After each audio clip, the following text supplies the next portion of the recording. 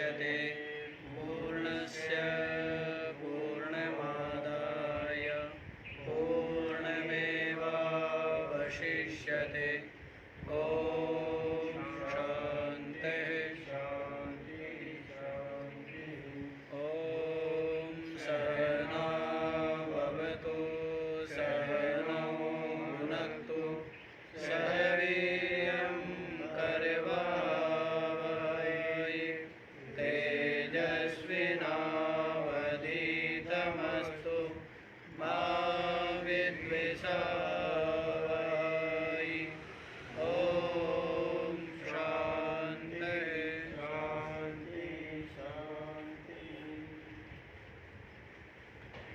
हाँ जी, तो 12 अध्याय पूर्ण हो गया और इसमें अंत में ज्ञानी के लक्षण बतलाए।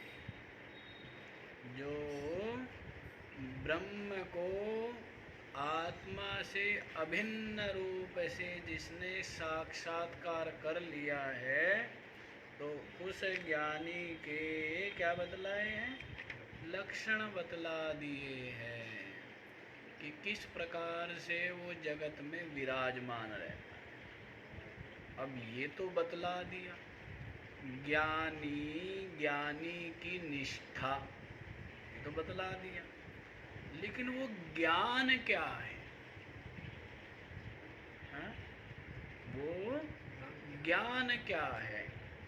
अब उस ज्ञान को इस 13वें अध्याय में बतलाया। ज्ञानी और ज्ञानी की निष्ठा ये तो कह दी है। अब ज्ञान क्या है उसको 13वें अध्याय में बतलाते हैं। अथ त्रयोदशोऽध्यायः श्रीभगवानुवाच इदं शरीरं कौन्तेय क्षेत्रमित्यभिधीयते एतद्यो वेत्ति तं प्राहुः क्षेत्रज्ञ इति तद्विदः। इदं शरीरं कौन्तेय क्षेत्रम् इति अभिधीयते एतद् यः वेत्ति तं प्राहुः क्षेत्रज्ञः इति तद्विदः। इदं शरीरम, ये जो शरीर है, ये जो शरीर है, हे कौन्तेय क्षेत्रम इति अभिधीयते। इसको क्या कहा जाता है? क्षेत्र कहा जाता है। इस शरीर को क्या कहा जाता है? क्षेत्र कहा जाता है। क्षेत्र क्यों कहते हैं? क्षय होने के कारण से क्षेत्र कहते हैं। क्या हो जाता है? ये क्षय हो जाता है ना, नष्ट हो जाता है, इसलिए क्षेत्र कहते हैं। क्षरणाद, इसका क्षरण हो रहा है निरंतर। निरंतर क्या हो रहा है? ये क्षीण होता जा रहा है, इसीलिए भी क्या कहेंगे? इसको क्षेत्र कहेंगे, है ना। और क्षतत्राणात्, और क्या करता है? जीवों को अधःपतन से उद्धार कर देता है। क्या करता है? इस मनुष्य शरीर को पाके और धर्म करके सत्कर्म करके क्या होते हैं? जीव अपना उत्थान कर लेते। तो क्षतत्राणात् क्षेत्रम, अधःपतन से त्राण करता है, रक्षा कर देता है, इसीलिए भी ये क्षेत्र है। और क्षेत्रवद्वा अस्मिन् कर्म फल निवृत्ते है, और वैसे ही जैसे खेत होता है किसान का, तो उसमें वो बीज बोता है, जो भी बीज बोता है, तो वैसे ये शरीर है, इसमें भी जीवात्मा इसके द्वारा शुभ अशुभ कर्म करता है। तो वो क्या हुआ, उन कर्मों का बीज क्या है, ये शरीर ही है ना। कर्मों का बीज जिसके द्वारा जिसमें बोया जाता है, तो खेत के समान खेत हो गया ना ये। तो ये जो शरीर है, इसीलिए इसको क्या कहेंगे, क्षेत्र कहेंगे। समझ आया? क्षय होने के कारण से और निरंतर क्षीण होने के कारण से, जीवों का अधः पतन से त्राण करने के कारण से, और खेत में जैसे बीज बोया जाता है, इसी प्रकार ये जो जीव है इस शरीर के द्वारा ही विभिन्न प्रकार के कर्मों के बीज बोते हैं और उन कर्म फलों को भोगते हैं। फिर बीज बोता है, अनाज बोता है, किसान फिर बैठ कर के खाता है ना आराम से और खिलाता है। तो वैसे तो इस तरह ये जो शरीर है, ये क्या बतलाया, हे कौन्तेय क्षेत्रमिति अविधीयते, इसको ही क्षेत्र कहा जाता है। एतद्यः वेत्ति, एतद माने इसको, यह माने जो वेत्ति जानता है, इसको जो जानता है, तम माने उसको, तद्विदः इस क्षेत्र और क्षेत्रज्ञ को जो जानने वाले हैं, तम क्षेत्रम क्षेत्रज्ञः प्राहु, उसको क्या कहते हैं, क्षेत्रज्ञ। ये क्या है, क्षेत्रज्ञ। इस क्षेत्र को जानने वाला जो है, उसको क्षेत्र और क्षेत्रज्ञ के विभाग को जानने वाले क्या कहते हैं, क्षेत्रज्ञ कहते हैं। कौन जानता है इस शरीर को, है? जीव जो है ना, जीव जान रहा है ना, ये शरीर हो गया, और क्षेत्रज्ञ जो है जीवात्मा हो गया। इस क्षेत्र को जान रहा है ना, शरीर रूपी खेत को खेत का मालिक जानता है, नहीं जानता है? तो वैसे ही एतद्यो वेत्ति, इसको जो जानता है, तो उसको तद्विदा, उसको जो जानने वाले हैं। सबको ही नहीं, सबको ही तो शरीर को ही मैं मानते हैं, लेकिन इसको जो जानने वाले हैं क्षेत्र क्षेत्रज्ञ के रहस्य को, तो क्या कहते हैं वो, क्षेत्रज्ञ इतम क्षेत्रज्ञ प्राहु, उसको क्षेत्रज्ञ कहते हैं। समझ आया? क्या कहते हैं, क्षेत्रज्ञ कहते हैं। पीछे भी बतलाया था ना, 7वें अध्याय में 2 प्रकार की प्रकृति बतलाई, परा और अपरा बतलाई थी ना। अपरेयम मितस्त्वन्याम प्रकृतिम विद्धि में पराम, जीवभूता महाबाहो ययेदम धार्यते जगत। 2 प्रकार की प्रकृति बताई है ना। तो एक तो क्या बतलाई थी, परा प्रकृति जो जीव रूपा है, और अपरा प्रकृति जो अष्टधा प्रकार की बतलाई थी। कितने प्रकार की बतलाई थी, 8 प्रकार की बतलाई थी ना। भूमिरापो नलो वायु खम मनो बुद्धिरेव च अहंकारा इति यम में भिन्ना प्रकृतिरष्टधा। ये क्या थी, अपरा प्रकृति। अपरा माने निकृष्टा, जो निकृष्ट बताई थी। और जो परा जो श्रेष्ठ प्रकृति है वो जड़ात्मिका है। अपरा प्रकृति क्या है, जड़ रूपा है। और जो परा प्रकृति है वो क्या है, वो जीव रूपा, चेतन रूप। इसलिए इसको क्या बोला था, परा प्रकृति। वहां पर उसको क्षेत्रज्ञ बोला था। इस जीव को क्या बोला था वहां पर, क्षेत्रज्ञ कहा था ना भाष्यकार ने। तो इस प्रकार से क्षेत्र और क्षेत्रज्ञ के रहस्य को जानने वाले, इसको क्या कहते हैं? शरीर को क्षेत्र कहते हैं, और जो इस क्षेत्र को जानता है उसको क्या कहते हैं? क्षेत्रज्ञ। ठीक है, तो आगे देखो जी, आगे क्या कहते हैं?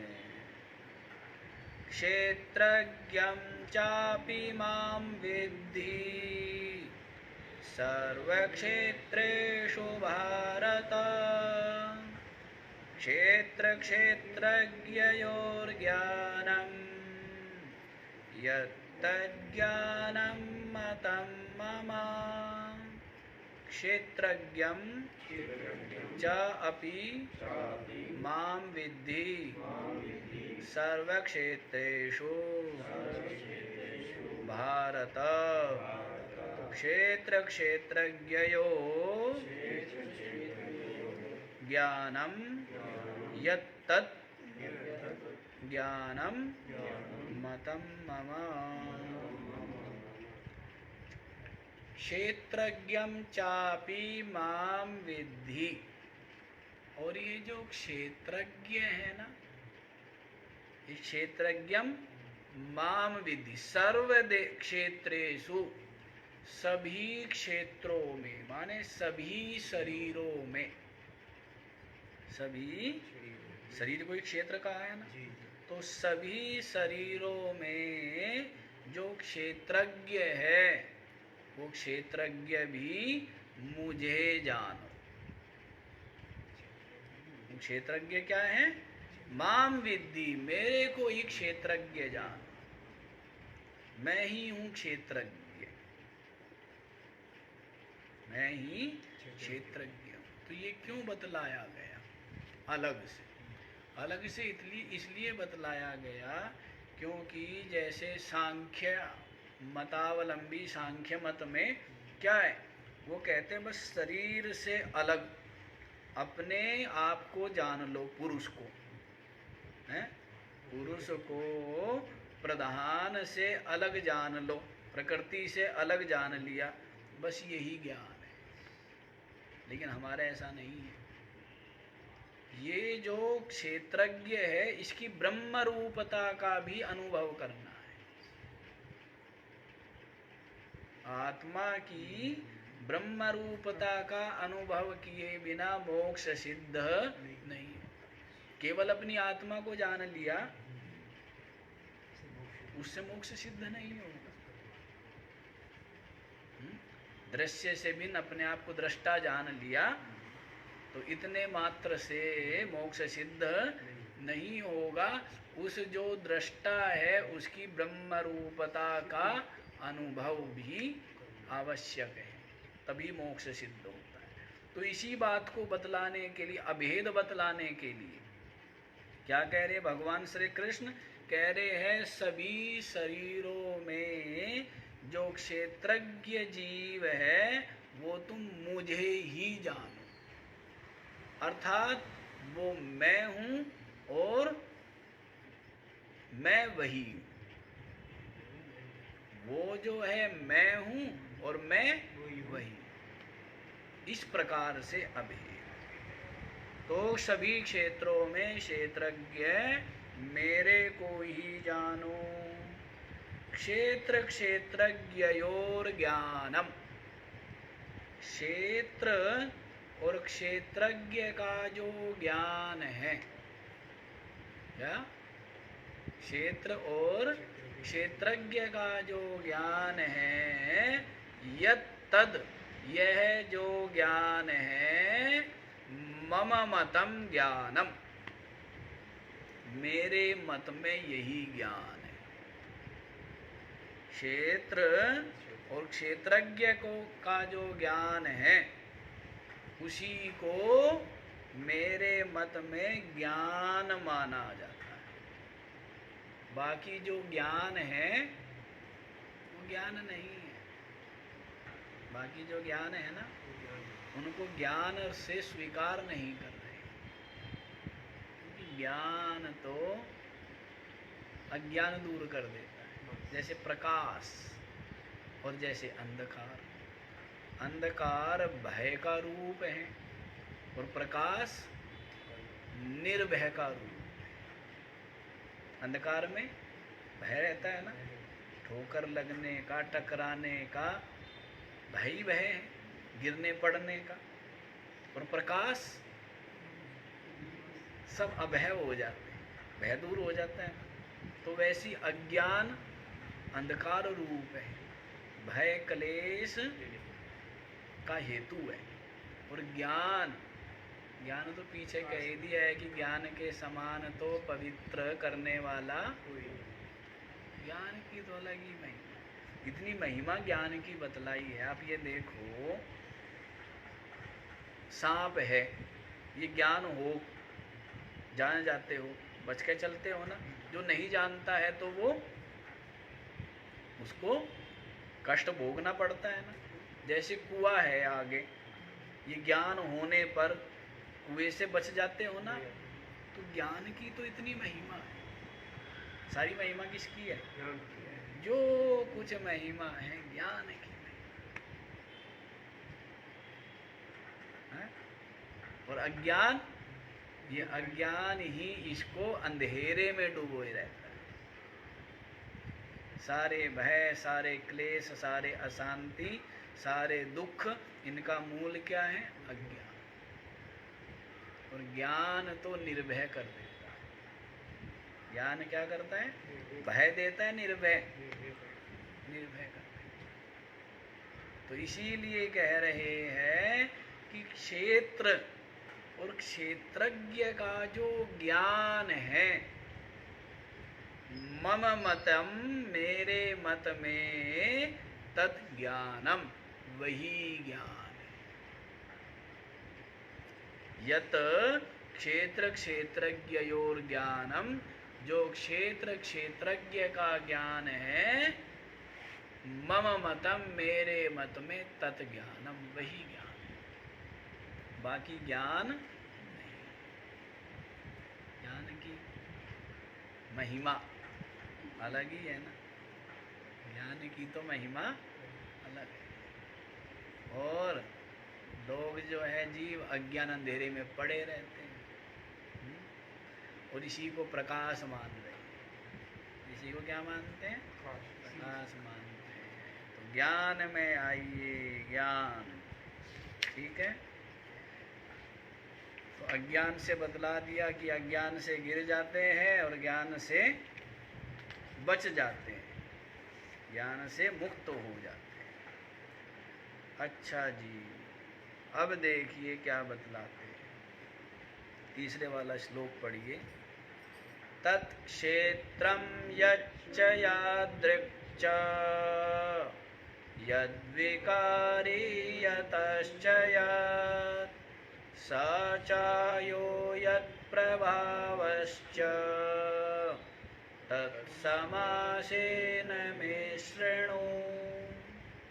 तत्क्षेत्रम यत् च यादृक् च यद्विकारी यतः च यत् स च यः यत् प्रभावः च तत्समासेन मे शृणु। समझ आई ना बात? ज्ञान निष्ठा तो बतला दी, पुनः दोहरा रहा हूँ। 12वें अध्याय में 13वें श्लोक से 20वें श्लोक तक क्या बतलाई है? ज्ञानी के लक्षण, उसकी ज्ञान निष्ठा बतलाई है। अब वो ज्ञान क्या है, वो 13वें अध्याय में बतला। ज्ञान से ही तो ज्ञानी हुआ है ना। तो ज्ञान क्या है? तो क्षेत्र और क्षेत्रज्ञ का जो विभाग है वही ज्ञान है। पीछे बताया, क्षेत्र क्षेत्रज्ञयोः ज्ञानम, क्षेत्र और क्षेत्रज्ञ का जो ज्ञान है पृथक पृथक, यही ज्ञान है। यही क्या है? अब बतला रहे हो क्षेत्र क्या है। शरीर तो बतला दिया, क्या बतलाया है? क्षेत्र वो इदम शरीरम कौन्तेय क्षेत्रम इत्यभिधीयते। इस शरीर को ही तुम क्या जानो? क्षेत्र जानो। तो अब उसको समझा रहे हैं। तत्क्षेत्रम, वह जो क्षेत्र है, यत च, यह जो, यत माने जो, तत्क्षेत्रम, यह जो क्षेत्र है, क्या? यादृक् च, किस प्रकार का है, किस धर्म वाला है। यादृक् च माने किस धर्म वाला है। यद विकारी, और किस प्रकार से ये विकारी है, जिस विकार वाला है। यह जो क्षेत्र है वो जिस धर्म वाला है, यादृक् च, और यद विकारी, जिस विकार वाला है, यह एक शरीर रूपी क्षेत्र। यतः च यत, और किससे ये उत्पन्न हुआ है। यतः माने किससे, यत, च माने और, यतः यत, जिससे ये है। यतः माने जिससे, और यत माने जो। तो जिससे जो ये क्षेत्र है, अर्थात किससे ये उत्पन्न हुआ है, तो बतलाएंगे। ये जो शरीर है क्षेत्र बतला दिया है। अब इसके क्षेत्र का ही पूरा ज्ञान, किससे उत्पन्न हुआ है, किस विकार वाला है, किस धर्म वाला है, तो ये सब बतलाएंगे ना।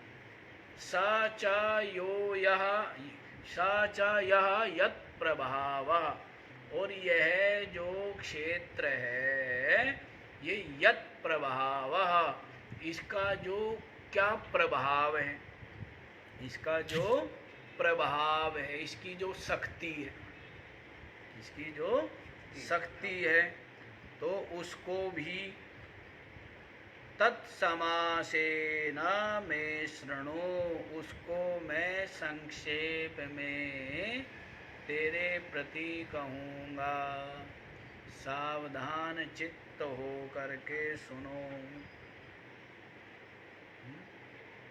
क्षेत्र और क्षेत्रज्ञ का जो यथार्थ स्वरूप है उसको मैं तेरे प्रति कहूँगा, शृणु, सुनो। दो तत्व बतला दिए ना, क्या? क्षेत्र और क्षेत्र। क्षेत्र को जो जानने वाला जीवात्मा है वो क्षेत्रज्ञ है, और ये शरीर क्षेत्र है। और क्या बतला दिया है कि सभी शरीरों में जो क्षेत्रज्ञ है वो कौन है? वो मैं ही। सभी शरीरों में क्षेत्रज्ञ मैं ही हूँ, ये बतला दिया। तो अब इनको पूरा समझा रहे हैं, क्षेत्र को और क्षेत्रज्ञ। तो प्रथम क्षेत्र को बतला रहे हैं कि ये जो क्षेत्र है क्या? यादृक् च, किस धर्म वाला है, यत विकारी, जिस विकार वाला है, यतः च यत, यथा माने जिससे, यत माने ये जो क्षेत्र है ये उत्पन्न हुआ है, सा च यह जो क्षेत्र है, यत प्रभावः, इसका जो प्रभाव है उस प्रभाव को, तत्सर्वम, ये सब कुछ, इस क्षेत्र की उत्पत्ति, इस क्षेत्र का विकार, इस क्षेत्र के धर्म और इसका जो प्रभाव है, समासेना में शृणु, संक्षेप में तुम मुझसे सुनो। अर्जुन को बतला रहे ज्ञान, असली ज्ञान यही क्या है? क्षेत्र और क्षेत्रज्ञ का ज्ञान ही क्या है? ज्ञान। इसी को तो ज्ञान बोला है ना। तो उसको तुम मुझसे सुनो। ठीक है, समझ आ ही गया है। तो आगे वाला श्लोक देख लीजिए। ऋषिभिर्बहुधा बहुधा गीतम् छन्दोभिर्विविधैः पृथक् ब्रह्मसूत्रपदैश्चैव हेतुमद्भिर्विनिश्चितैः। ऋषिभिः बहुधा गीतम् छन्दोभिः विविधैः पृथक् ब्रह्मसूत्रपदैः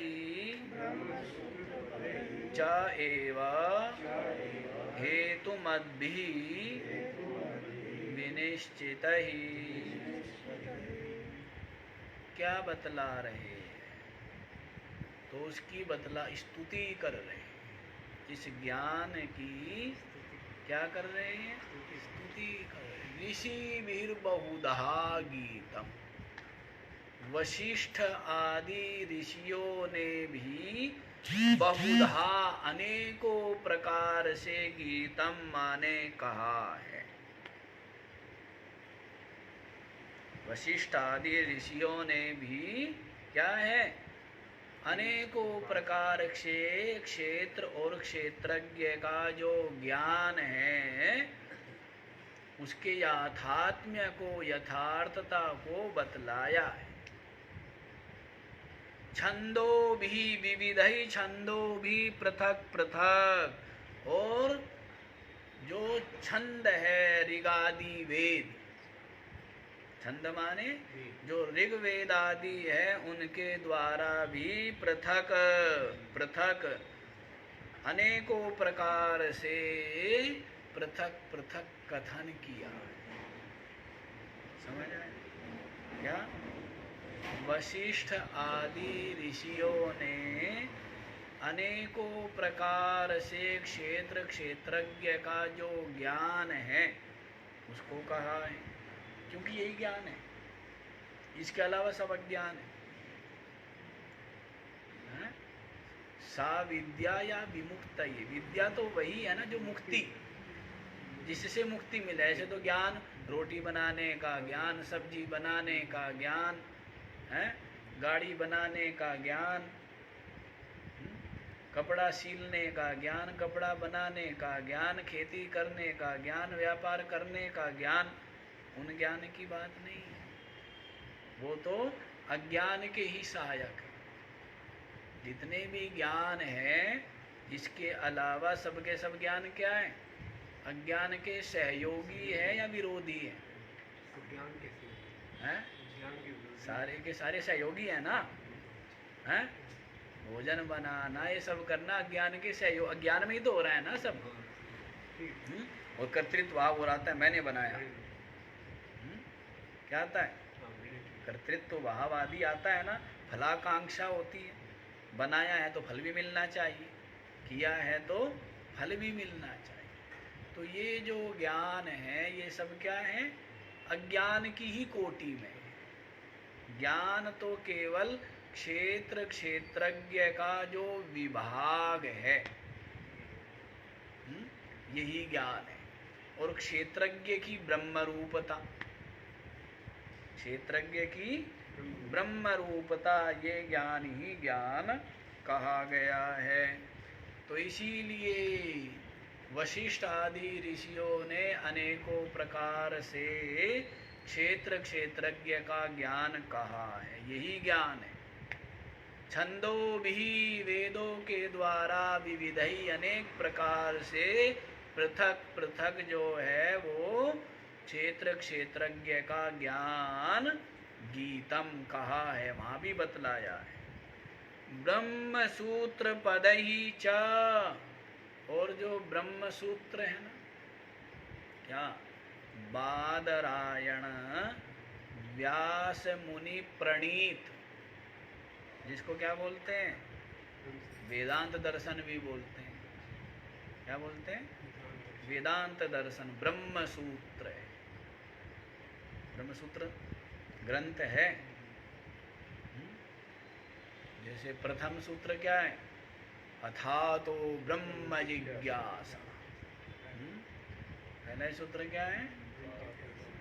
ब्रह्म की जिज्ञासा आरंभ होती है। इसके अनंतर कर्म उपासना जिसने कर लिए है, चित्त जिसका शुद्ध हो गया है, साधन चतुष्टय से जो संपन्न है, उसके हृदय में ब्रह्म की जिज्ञासा उत्पन्न,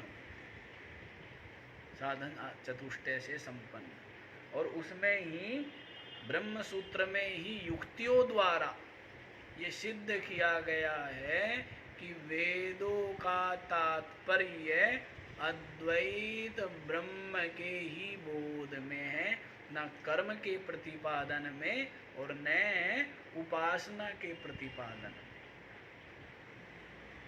जैसे आप भोजन बनाते हो, भोजन भोजन के लिए बनाते हो या भूख मिटाने के लिए? भोजन बनाकर क्या महाराज, सजाने के लिए बनाते हैं भोजन। तो किस लिए बनाते हैं? भूख मिटाने के लिए बनाते हैं। तो वैसे ही वेदों का तात्पर्य कर्मकांड नहीं है या किसी उपासना को बताना नहीं है। वेदों का जो अंतिम तात्पर्य है वो ब्रह्म का ही प्रतिपादन करने में। समझ आया? ये तो बीच में सहायक हो गई। कर्म और उपासना क्या है? सहायक है कि भाई इनके द्वारा क्या हो जाएगा, भूमिका तैयार हो जाएगी, चित्त विशुद्ध हो जाएगा, चित्त भूमि तैयार हो जाएगी। ये वेदों का तात्पर्य नहीं है। वेदों का तात्पर्य है आत्मा की ब्रह्म रूपता का बोध कराने,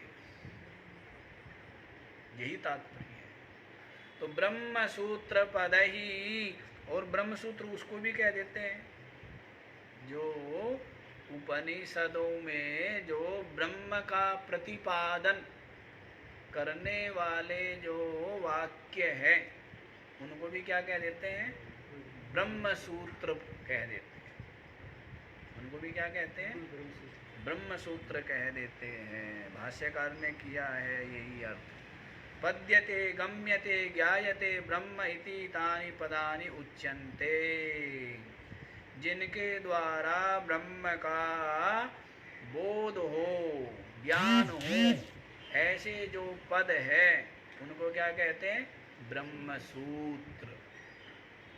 क्या कहते हैं? किन पदों को ब्रह्म सूत्र कहते हैं? जिनके द्वारा ब्रह्म का ज्ञान होवे। जैसे आया है आत्मा इत्येव उपासीता, है अयम आत्मा ब्रह्मा। ये सब क्या है? ये सब ब्रह्म सूत्र है, क्योंकि ब्रह्म का ही प्रतिपादन करने वाले इसका ज्ञान कराते हैं, ब्रह्म का ज्ञान कराते हैं। इसीलिए ये सब क्या है? ये ब्रह्म सूत्र है। तो ब्रह्म सूत्रों के द्वारा हेतुमद्भिः, हेतुओं के द्वारा, युक्तियों के द्वारा, क्या युक्तियों के द्वारा सुनिश्चित है, ब्रह्म के जो सुनिश्चित अर्थ को बतलाने वाले, ब्रह्म के जो सुनिश्चित रूप से ब्रह्म का प्रतिपादन करने वाले युक्तियों के द्वारा, ब्रह्म सूत्र के पदों के द्वारा भी गीतम क्या है? उसी क्षेत्र और क्षेत्रज्ञ का ही प्रतिपादन, जो ज्ञान का ही प्रतिपादन किया है। अर्जुन को बता रहे हैं कि जो क्षेत्र और क्षेत्रज्ञ, इनका जो ज्ञान है यही ज्ञान है। और ये जो क्षेत्र है, ये जिस धर्म वाला, जिस विकार वाला, जिस प्रभाव वाला और जिससे उत्पन्न होता है, ये सब मैं तेरे को बतलाऊंगा। साथ ही साथ बतला रहे हैं इस ज्ञान को साधारण मत मान लेना। ऋषियों के द्वारा अनेकों प्रकार से यही ज्ञान कथन किया है।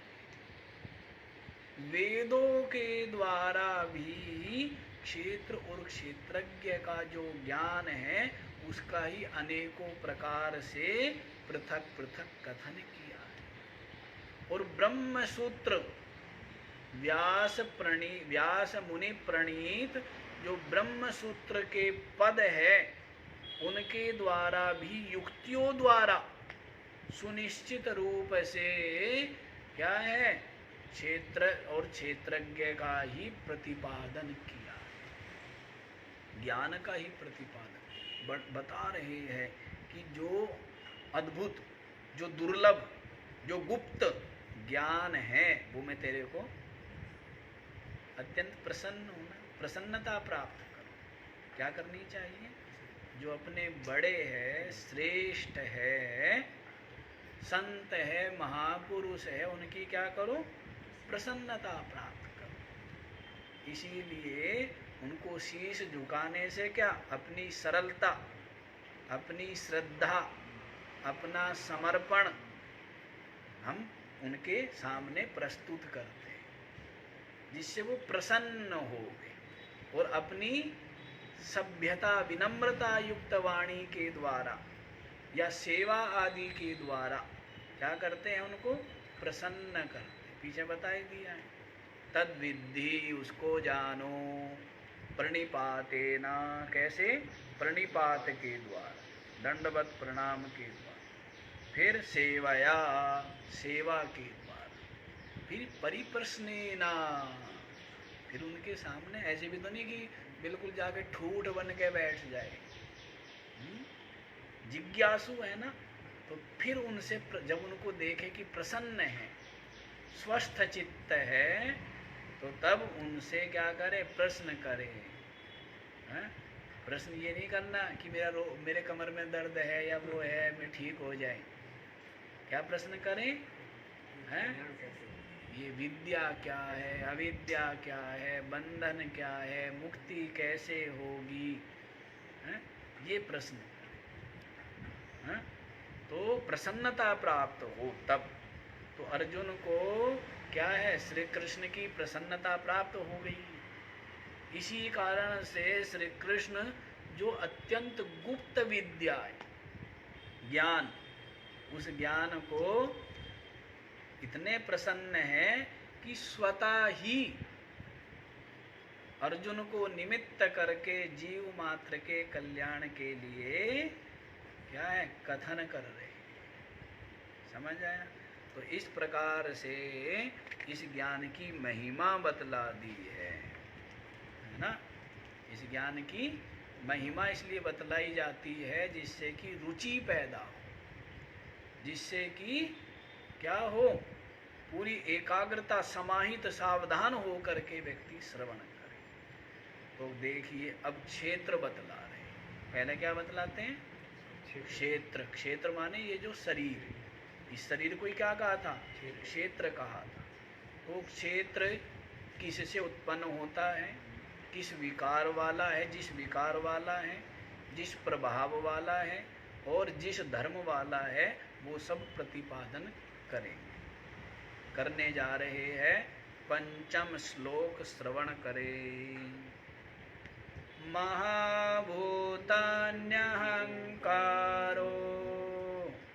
बुद्धिरव्यक्तमेव च इंद्रियाणि दशैकं च पंचचेन्द्रियगोचरः महाभूतानि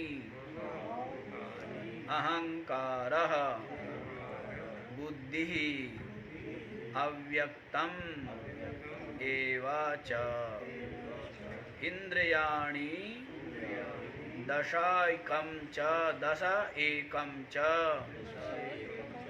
पंच च इंद्रिय गोचरः, इंद्रिय गोचरः। महाभूतानि, क्या? पंच महाभूत। महाभूतानि माने पांच महाभूत। कौन कौन से? आकाश, वायु, अग्नि, जल और पृथ्वी। कितने हुए? याद रहेंगे? महाभूतानि, 5 जो महाभूत। और इन 5 महाभूतों का जो कारण क्या? अहंकार। 5 महाभूतों का कारण क्या है? अहंकार। अहंकार से उत्पन्न हुए हैं ना ये। अहंकार, समष्टि अहंकार। कौन सा? समष्टि। और उस अहंकार का भी कारण बुद्धि ही। क्या? समष्टि बुद्धि। बुद्धि माने समष्टि बुद्धि। अव्यक्तम, और जो अव्यक्त जो माया, इस बुद्धि का भी जो कारण है। अव्यक्त जो माया है, प्रकृति है, अव्याकृत। ठीक। ये इंद्रियाणि दशा, क्या बतलाया है? और 10 जो है वो इंद्रियाणि। कितनी हो गई? 10 इंद्रिया। कौन कौन? 5 ज्ञानेन्द्रिया और 5 कर्मेंद्रिया। एकम च, और एक क्या है? मन। एक क्या है? 10 इंद्रियाणि और 1 मन। ये और 5 च इंद्रिया गोचरः, और 5 जो है वो इंद्रियों के विषय। 5 इंद्रियों के विषय। शब्द, ज्ञानेन्द्रियों के शब्द, स्पर्श, रूप, रस, गंध। ये क्या हुए? 5 जो है ये विषय हो गए इंद्रियों के। एक बार इनको गिनो, कितने हुए टोटल? 5 महाभूत। कितने हो गए? और अहंकार कितने? बुद्धि, अव्यक्त कितने हो गए? बोला करो ना। और 10 इंद्रिया, 1 मन, कितने हो गए? 19 हो गए। 19 हो गए ना। और 5 इंद्रियों के विषय कितने हो गए? तो ये जो 24 जो प्रकृति है तत्व, इनको सांख्य कहते हैं 24 तत्व। वो ये सांख्य क्या कहते हैं? जो 24 तत्व गिनते हैं वो ये 5 महाभूत, समष्टि अहंकार, समष्टि बुद्धि और अव्याकृत अव्यक्त माया। ठीक। और 10 इंद्रिया, 1 मन, और 5 इन ज्ञानेंद्रियों के विषय। ये मिल करके जो 24 तत्व हुए, वो कहते 24 तत्व से ही ये जो है सबकी सब सृष्टि बनी। प्रकृति विकृति क्या बोलते हैं वो? ये जो प्रकृति, कारण तो प्रकृति है ना। जो अव्याकृत प्रकृति है, जिसको हमने माया कहा है, अव्याकृत प्रकृति, उसी से क्या उत्पन्न हुआ? समष्टि बुद्धि। समष्टि बुद्धि से अहंकार, समष्टि अहंकार, और समष्टि अहंकार से ये 5 महाभूत हैं, और उनकी तन्मात्राएं, जो 5 विषय इंद्रियों की तन्मात्रा ही है ना। और उनके द्वारा क्या हो गई? ये सब इंद्रिया और मन उत्पन्न हो गए। तो 24 तत्व से ही ये सारी प्रकृति बनी। ये क्या है? प्रकृति। 24 तत्व। तो वहाँ पर ये मानते हैं सांख्य दर्शन में कि पुरुष कुछ नहीं करता, और ये जो प्रकृति है ना, यही सब जो है प्रधान भी कहा है इसको, तो यही पुरुष को जो है भोग प्रदान करती है। पुरुष को सारे जो भोग आदि प्रदान करना है वो किसका काम है? वो प्रकृति का काम है, प्रधान का काम है, ऐसा वो लोग मानते हैं। ठीक है। तो यहाँ पर लेकिन अलग हमें समझना है, अलग हमने बतला ही दिया है। क्षेत्र, और इस क्षेत्र को जानने वाला क्षेत्रज्ञ जो जीवात्मा, और उस जीवात्मा की ब्रह्म रूपता का जो बोध है, अनुभव है, यही ज्ञान है। यही क्या है? ये इसी से मोक्ष होगा। केवल क्षेत्र से अलग क्षेत्रज्ञ को जान लेने से, ये तो हमारा कर्मकांडी भी जानते हैं, नहीं जानते? शरीर छूट जाएगा, जीवात्मा स्वर्ग में जाएगा, पितरलोक में जाएगा, सब जानते हैं ना। तो वो ज्ञान नहीं हुआ है। और उपासक भी जानते हैं, शरीर यहीं रह जाएगा और हम जो है वो क्या है, अब वैकुंठ लोक में जाएंगे। जीवात्मा ये भी जानते हैं। तो जीवात्मा को इस शरीर से अलग जान लेना मात्र ज्ञान नहीं है, इस जीवात्मा को ब्रह्म रूप करके जानना, यही ज्ञान है। ठीक है, तो ये समझ आ गया आपको? तो इस प्रकार से ये बतला दिया है 24 तत्व, इनसे ये शरीर बना है। ये तो क्या बतला दिया है? शरीर जिससे उत्पन्न हुआ क्षेत्र। अब इस क्षेत्र के जो विकार है वो बतलाएंगे, समझ लीजिए विभाग। इस 5वें श्लोक में क्या बतलाया है? क्षेत्र का स्वरूप बतला दिया, इस शरीर का स्वरूप बतलाया। ये शरीर में सब है, शरीर में क्या है? सब है ना। ये शरीर जो है माया से उत्पन्न हुआ, क्या? समष्टि बुद्धि, उससे उत्पन्न हुआ समष्टि अहंकार, फिर पंच महाभूत, और पंच महाभूतों से ही क्या हुए?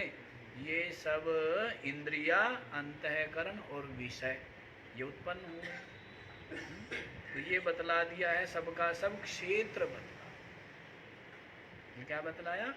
क्षेत्र का स्वरूप बतला दिया। अब क्षेत्र में जो विकार है, क्या बतलाया था? पीछे बताया ना कि ये जो क्षेत्र जिस धर्म वाला है, जिस विकार वाला है, जिस प्रभाव वाला है और जिससे उत्पन्न हुआ है, ये सब तू मुझसे सुन।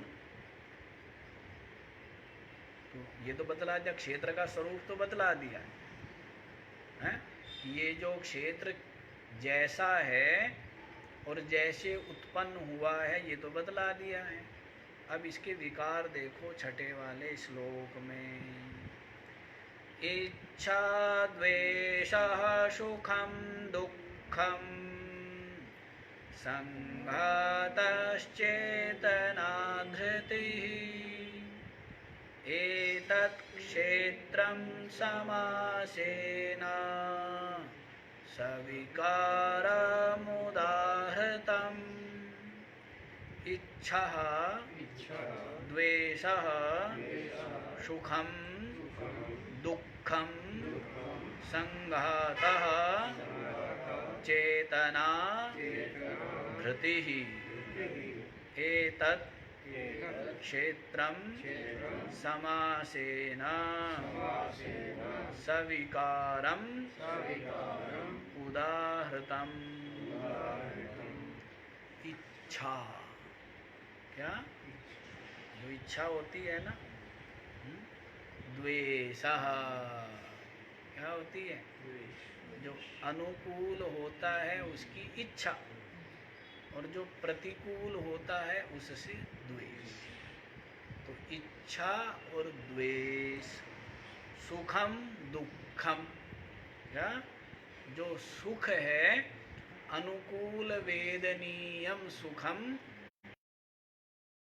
वेदनीयम दुखम।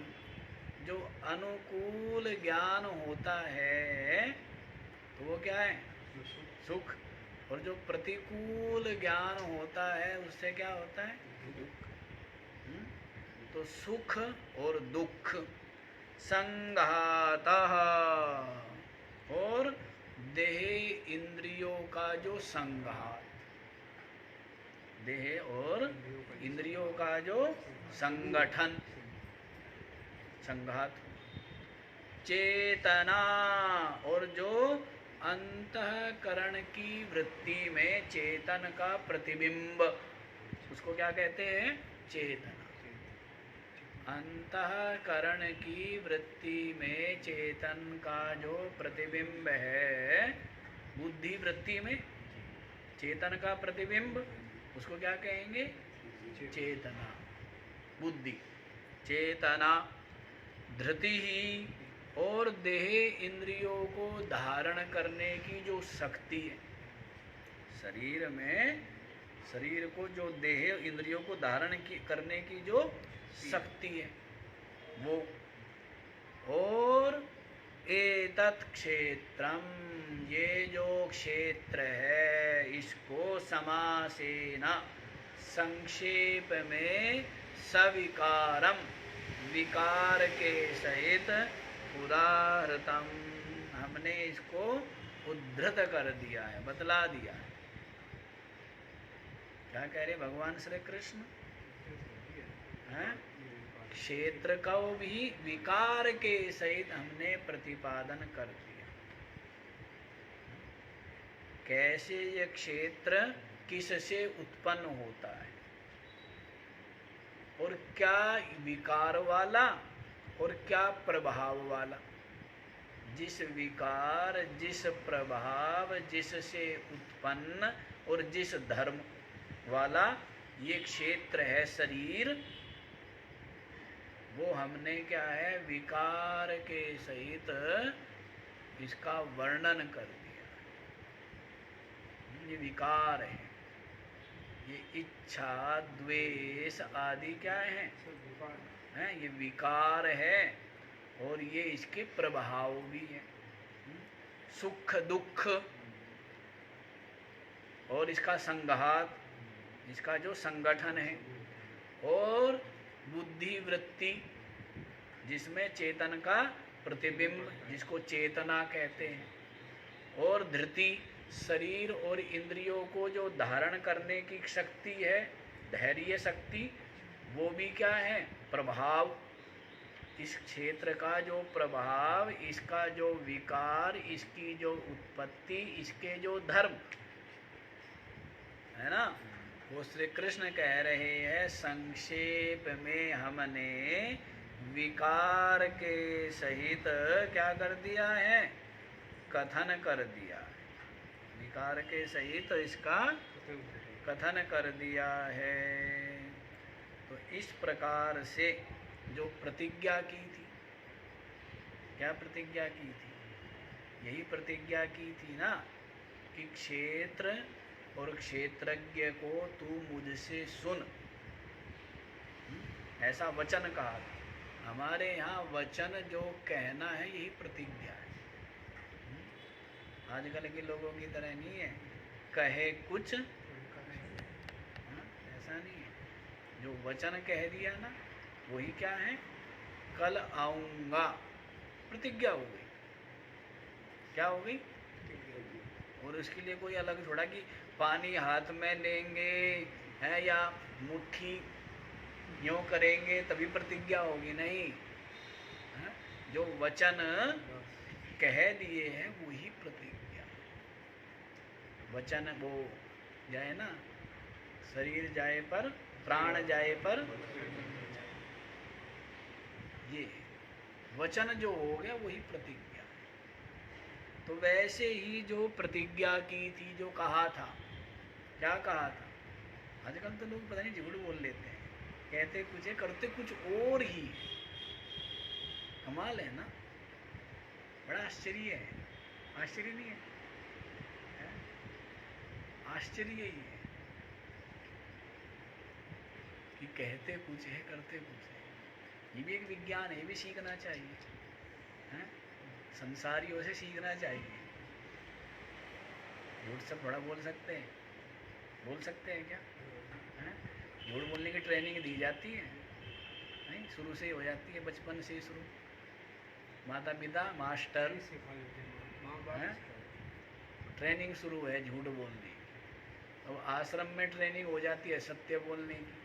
तो इसलिए आश्रम वाले जब बाहर जाते हैं ना, तो ये कई जगह क्या हो जाते हैं, फेल होते हैं। आश्रम में रहने वाले हमने कहीं देखे, तो वो इतने सफल नहीं हो पाते व्यवहार में। क्यों? क्योंकि स्वभाव बन गया।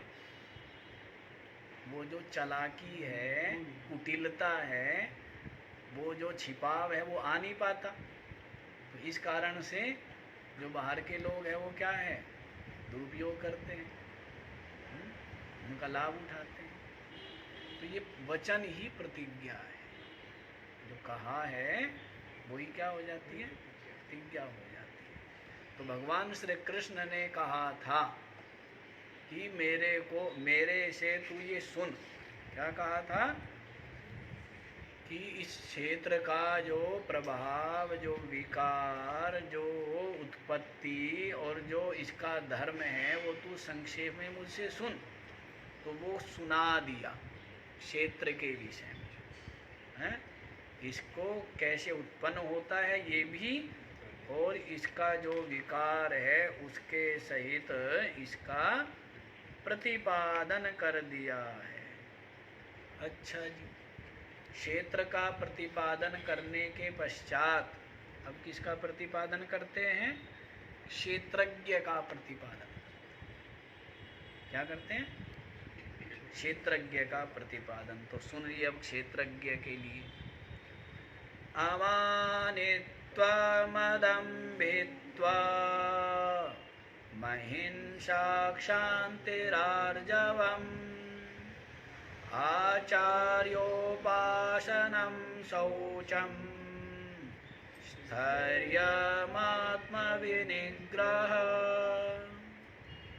क्या बतलाते हैं, देखो, अमानित्वम, अच्छा बताएंगे क्या, अमानित्वम, अदम्भित्वम, अहिंसा, शांति, आर्जवम, आचार्योपासनम, शौचम, स्थैर्यम, आत्मविनिग्रह। हाँ जी, मानी होता है ना, मानी, अपनी प्रशंसा करने वाला। क्या है, जो मानिना भाव, अपने आप में जो मानपने का भाव है, तो उसको क्या कहेंगे, मानी। और जो मानी ना हो वो क्या होगा, अमानी। जो मान रहित है, अहंकार रहित है, आत्मनः सलाघनम, अपनी प्रशंसा स्वयं करना। क्या बोलते हैं उसको, आत्म प्रशंसक। एक जगह है ना,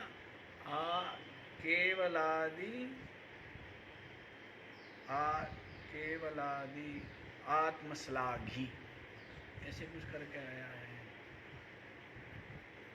तो जो आत्मश्लाघी है वो क्या है, वो तो एक तरह से पाप को ही खाने वाला है। जो अपनी प्रशंसा स्वयं करता है तो पाप को ही खाता है। जैसे चला गया था ना, कौन गया था, नहुस गया था, राजा नहुस चला गया था स्वर्गलोक में सशरीर।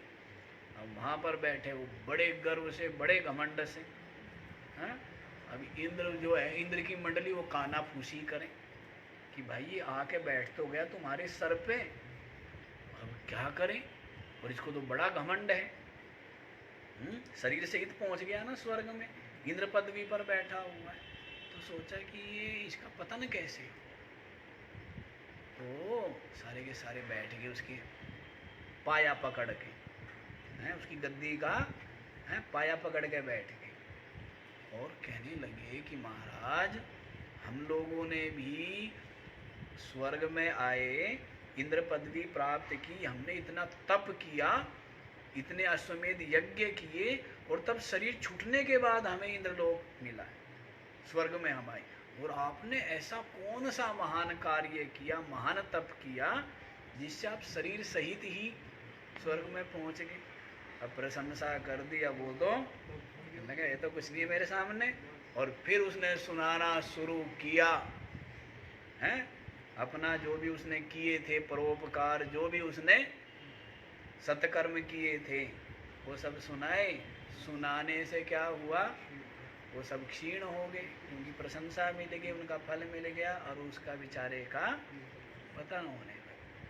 जब उसका पतन होने लगा, वो कहने लगा भाई पतन तो मेरा हो ही रहा है, मेरी गलती से, मेरी अज्ञानता से, पर इतना करना कम से कम मेरे को संतों का जहाँ मंडली हो, संतों के सानिध्य में मेरे को डाल, इतना काम कर दे, क्योंकि सत्संग से फिर मेरा क्या हो जाएगा, फिर उत्थान हो जाएगा। और यदि बुरी संगति में पड़ गया तो मैं गिर तो रहा ही हूँ, और कृपा करके क्या करना, सत्संगति संतों के बीच में मेरे को डाल दे, तो उद्धार तो धीरे धीरे हो ही जाएगा। बुद्धि निर्मल हो करके, सत्संग सुन करके क्या होगी, रोज रोज बुद्धि निर्मल होगी, और बुद्धि निर्मल होगी तो मैं ऊपर चढ़ता चला जाऊंगा, मुक्ति, केवल स्वर्ग ही नहीं, मुक्ति को प्राप्त। तो ऐसा आता है। तो अमानित्वम माने मान रहित, आत्म प्रशंसा से जो रहित है। अदम्भित्वम स्वधर्म प्रकटीकरणम दम्भित्वम, अपने जो धर्म है, गुण है, उनको बढ़ चढ़ के प्रकट करना, ये क्या दम्भ है। क्या है ये, दम्भ है। और उस दम्भ से जो रहित है उसको क्या कहेंगे, अदम्भी, ये बड़ा दम्भी है? और ये क्या है, इसमें बिल्कुल दम्भ नहीं, किसी प्रकार का दिखावा नहीं, आडंबर नहीं, सरलता, आगे आगे सरलता को गिन भी रहे। अहिंसा, प्राणी मात्र के प्रति हिंसा का त्याग, प्राणी मात्र के प्रति क्या, हिंसा का जो अभाव है, उसी को क्या कहेंगे। क्यों हिंसा करते हैं पता नहीं, हिंसा क्यों करते हैं, क्योंकि वो जो है ना, अपनी भी हिंसा कर रहे, दूसरे की हिंसा नहीं कर रहे, वो अपनी तो हिंसा कर रहे हैं, वो फल किसको भोगना पड़ेगा, अपनी हिंसा कर रहे। जैसे किसी को क्रोध आया, क्रोध में आकर के उसने दुर्वचन कहे हैं, दूसरे को कष्ट बाद में दिया, पहले कष्ट है ना। जो हिंसक है ना, अपनी भी हिंसा करता है, तभी वो क्या करता है, दूसरे की हिंसा। जो अपनी हिंसा नहीं करता, वो दूसरे की हिंसा कर पाएगा क्या, नहीं कर पाएगा। तो हिंसा का अभाव, बताओ कैसे कैसी वृत्ति बन जाती है, दूसरों को कष्ट देना, हिंसा करना है। तो अहिंसा, यहाँ पर क्या बतला रहे हैं, अहिंसा। शांति ही, और क्या, क्षमा का भाव, क्या है, क्षमा। पर अपराध प्राप्त अविक्रिया, कोई अपराध करे, आपके साथ कोई क्या करे, अपराध करे, लेकिन उसमें भी आप विकार युक्त ना हो। पर अपराध अविक्रिया, दूसरे के अपराधों में जो विकृत, अविकारी भाव में विराजमान। आर्जवम माने सरलता, आचार्योपासनम, और आचार्य की उपासना, कल व्याख्या कल करेंगे। शौचम, स्वाद ले लेके खाना चाहिए ना, जो चीज़ मीठी हो, जो चीज़ जैसे दवाई है, दवाई को कोई स्वाद लेके खाता है क्या, हैं? यूँ डाल देंगे, जीभ पर स्पर्श भी ना हो, अंदर ही डल जाए। कड़वी कड़वी जो है तो उसको कोई स्वाद नहीं, और मीठी चीज़ हो, हैं, स्वाद ले लेके थोड़ा थोड़ा सा आगे रखेंगे, जीभ पर रखो, अंदर उतारने से फायदा क्या है। क्यों सेठ जी, अब रसगुल्ले खाने हैं मीठा हैं, अब ज़्यादा खाएंगे तो गड़बड़, तो मन कर रहा है इसलिए क्या करो, जीभ के ऊपर रखी रखो, उतारो मत, हैं। तो जीभ का ही तो स्वाद है, यहाँ से नीचे तो कोई स्वाद नहीं है। तो स्वाद ले लेके करेंगे, ये जो करेंगे, क्या करेंगे, स्वाद लेंगे, इसका कल करेंगे। आचार्य की उपासना, अंतर्बाह्य पवित्रता, स्थिरता, और आत्म विनिग्रह माने आत्म संयम। तो ये जो है मन का निरोध, इसको आज इतना ही रखिए, बाकी का ये विचार कल किया जाएगा। ओम